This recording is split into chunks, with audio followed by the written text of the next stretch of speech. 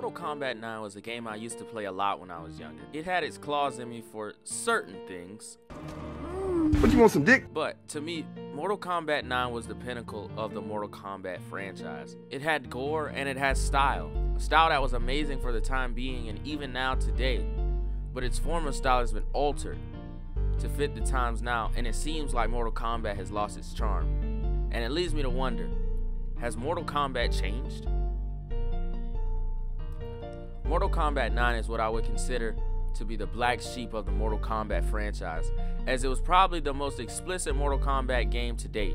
This is due to the women being half naked or in skimpy clothing, and the fact that no one was exempt from battle damage.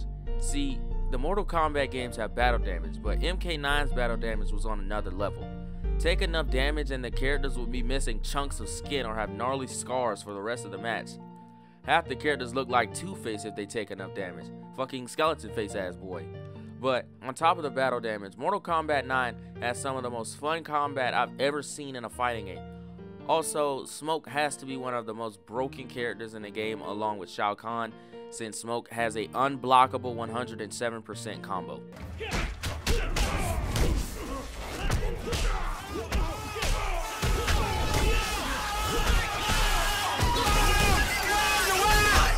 And from the looks of it, Smoke, Cyrax, Rain, Johnny Cage, and Kratos, along with Shao Kahn, are some of the most broken characters in the game. Okay, so let me explain the story really quickly so you can know what it's about. Mortal Kombat 9 takes place after Armageddon, with Raiden getting the absolute dog shit beat out of him by Shao Kahn. And then it goes to another Raiden, or past Raiden, after saying he must win. I didn't really pay too much attention to the story, but long story short, Raiden is trying to stop Shao Kahn after he beat Shao in a Mortal Kombat tournament, and Shao just decides to flat out take over Earthrealm. Somewhere in this story, Raiden gets a premonition of him losing, and the other Raiden from the other timeline saying he must win, and assumes that he's talking about Liu Kang. Later on, he finds out he's talking about Shao Kahn winning so the Elder Gods can punish him, which is the stupidest rule the Elder Gods have, since by this point, the entire cast has been murked by Sindel, and Raiden just kills Liu Kang in the process. Also, if Raiden wasn't so damn cryptic at the beginning of the game, this could have been solved in the first hour or so. Why didn't he say Shao must win instead of he must win? This is Raiden's fault too, because he wanted to be cryptic and half the cast died. Right in the L. The Elder Gods pull through and give Raiden the strength to beat Shao Kahn, and it sets up the plot for the next game with the Chinook cameo. Remember playing this game and always having hatred for the Elder Gods. They barely do anything, and when they do, it's too late. You finally decide to do something, and there's only 3 people of Earthrealm who can fight reliably. They're terrible. Raiden is hard carrying this team so bad. Sonya and Johnny got fucking tossed before they could throw a punch. Raiden Deadass is the only defender of Earthrealm. Are you serious? Alright, it is me. I have returned after not touching this project for 2 months. Now is it okay? We're just gonna jump back into it now. Okay, now it's time to talk about Mortal Kombat 10. To be honest, I wasn't as much of a fan as this one as I was with Mortal Kombat 9, but I was younger and I can appreciate what the game is now. Update: I fucking love this game. It is so enjoyable, and all I've done is play towers and gone into the crypt. This game is so fun, even though it doesn't have extensive battle damage and some other things that I like about 9. But what I can say about it is that the combat is fun, and I actually like the dark undertone and art with this one. The combat is fun, and there's so many other things that I loved about it, but there are some seriously questionable things going on in this game. First off, the kid cast.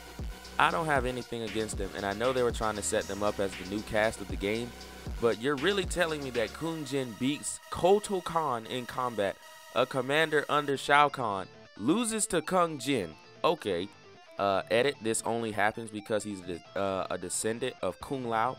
Also, Takeda holds its own against Sindel, the same woman who took out half of the cast in Mortal Kombat 9. Fucking ridiculous. And lastly, Cassie Cage beats Chinook, which is insane. And no, I'm not saying this because she's a woman, but I'm saying this because this shit makes no sense. You're telling me because they're descendants of these great people that they can beat all of these strong ass people with no combat training. I don't know about that, but you know what? That's just how Mortal Kombat does its power scalings. Okay, to elaborate on why Cassie beating Shao Kahn makes no freaking sense, it's because Raiden needed help from the Elder Gods at the end of 9 to beat Shao Kahn, and Raiden is a fucking lightning god. And I know damn well Shinnok is more powerful than Shao Kahn, and Cassie beats him, not with a combined effort, but with her dad's green powers. I know it's said to be like the work of, listen, I didn't really pay too much attention, but that doesn't really make much sense to me. You can fight me about it in the comments. Bro, these kids are too fucking strong, man, and the pacing is too fast. That's the problem. But aside from the bizarre things going on in the game, I actually did like Johnny Cage's character arc, Takeda.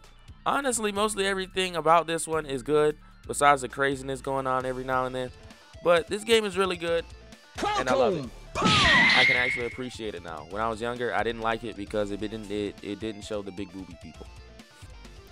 Alright, now that I am back again for the second time in 2 months, I don't know if this has become a part-time thing for me to work on this video every 2 fucking months. But I promise you, dude, I'm on my way back to YouTube. I'm trying. But alright, now it's on that Mortal Kombat 11. And it's not that good. I didn't like it at all because it seems like all that color they added into the game kind of sucked the soul out of it. For one thing, it became unbearable with the amount of garbage this game feeds you. Most of the men, if not all of them, are so primal. They are written as unreasonable, harmless, or flat out dumb. Also, when you take control of the men to fight in the story mode, they do not win a battle. They win the fight, but they lose the battle. Kodo loses to Shao. His entire crew gets away. Liu Kang and Kung Lao lose to Geras. They beat everyone else, get the vials, then get them stolen back in the same scene. Scorpion and Sub-Zero beat Sector, but he gets away and gets repaired. Johnny loses to Kano twice, and Scorpion dies to fucking Devora because he turned his back to her mid-combat. Are we being serious right now? Raiden is naturally untrusting of everyone for good reason though, and the only decent male characters in the game are Raiden and Liu Kang. Now, compared to the female characters, the men are borderline useless. The women in this game in comparison are way more useful. Cassie beats Liu Kang and leads a successful raid on Katana and Liu Kang. Jade flat out beats the dog shit out of Kodo Khan. Katana beats Shao Kahn and takes the place of Khan. And Sonya beats Geras and kills Kano. Like, do you see what I'm talking about? It is fucking absurd. Honestly, dude. Like, it's crazy. They go balls to the wall with this shit. And you wouldn't even catch on because in the end of the game, it has Raiden and Liu Kang winning in an epic fashion. But it's crazy how many losses the guys take in this game. No, this is not a sexist take. It may be, but this is a genuine concern when the guys have been kicking ass for half the series and they just start losing randomly in Mortal Kombat 11. Like, honestly, the guys should be winning some of these fights. Kodo Khan losing makes sense somewhat. Kung Lao and Liu Kang losing is written in the stupidest way possible. They got what they needed and continue to fight. Johnny loses to Kano because of plot, and that's not cool. And Scorpion dying is still something that I do not agree with or like in the slightest due to its execution. They could have killed off Scorpion a better way, but making him make a rookie mistake in combat is downright stupid. Also in this game, they start to rely heavily on DLC characters as a marketing point to generate more money for this fucking game. They have 12 fucking DLC characters in this game. 5 of them guest characters, and the rest of them being characters that weren't supposed to be DLC. The rest of them have been in Mortal Kombat games. Aftermath is a W. It saves the story a little bit. Also, this game is grindy as hell. I remember wanting a Sub-Zero outfit and had to grind the fuck out of the towers for it to just possibly spawn. Still never got it. Also, fuck the Crip in this game. Now for the good. This game has the best character customization in the Mortal Kombat series. The visuals and soundtracks are good, albeit not for this game though. And the soundtrack is also good. The game is balanced sorta until you run into a Jackie or Sentry on main. Then you have a problem. Now for the safest release in this series. Mortal Kombat 1. Mortal Kombat 1 isn't that bad, but to be honest, it doesn't really feel like Mortal Kombat to me. Maybe I'm just being nitpicky. It also seems like they toned down the violence, and that's not cool. It's called Mortal Kombat for a reason. Go be violent. Let someone die in the story mode and not make it look like they just got knocked out or taken out off screen. That's not Mortal Kombat. And yeah, I went to Reddit to see if I'm just the only person tripping, and no, other people's problems with the seasons replacing the Tower of Times, loot boxes, takes forever to purchase, cameos, some people like to fight one-on-one, fatal blow animation giving way too much time for the opponent to block, and the character customization being watered down. I don't like Melina's design in this game. Why does her mouth split 4 ways? Instead of it looking threatening like Baraka, she just looked kinda goofy. Did some research and let me list the absurdities in this game. You cannot pin moves on the screen anymore. Invasions get rid of the intro for characters completely, and you can only see them in offline battle. For online, there's only King of the Hill lobbies, decreased practice options for Mortal Kombat 11, no idle animations, and the game's load times on absolute units of a PC are still slow and the game still stutters. Also, I know Mortal Kombat 9 has some absurdly broken characters, but this game has some broken characters and some flat out bad ones. A massive example is Sub-Zero. Sub-Zero is not a safe character. Sub-Zero is way too punishable with his combos. You genuinely have to depend on your cameo to save you from people like Baraka and flat out other characters in general. Compared to his Mortal Kombat version, which people call flat out annoying, maybe they made the change to combat some of the annoyance towards the character, but the only person I can have explain what I'm talking about better than me is FaZe Jeff. If you watch some of his online matches with Sub-Zero, you'll know exactly what I'm talking about.